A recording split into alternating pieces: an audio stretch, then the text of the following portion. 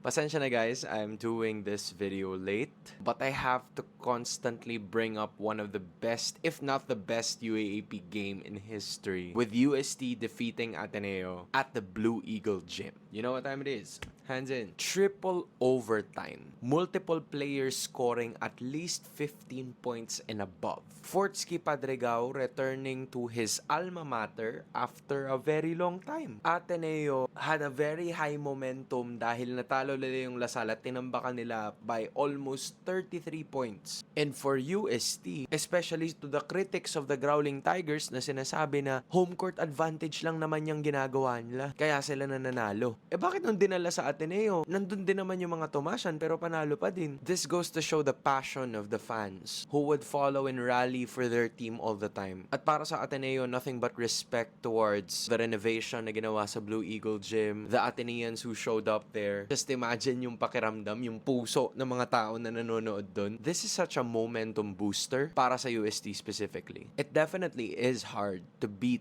Ateneo, especially with the program that they had. Lalo na nung pumupukol ng tres after tres itong si Jared Bahay. Because of course, he wants to perform in front of his home turf. And the same could also be said for UST. Alam mo nung una, si Cabanyero para lang siyang budding flower. Tapos ngayong senior year na niya at patapos na siya, parang nag-bloom na talaga completely. The best part about it, na mamasa na rin siya ng bola. Mas marami pa nga yata yung assists niya kay Fortsky. Saan mo nakita yun? Double-double performance also galing kay Colin Sacoe. Tapos shoutouts din kay Asido tsaka kay Liemit. Sobrang ganda ng game na yun, men. Papanoorin ko nga ulit yung highlights.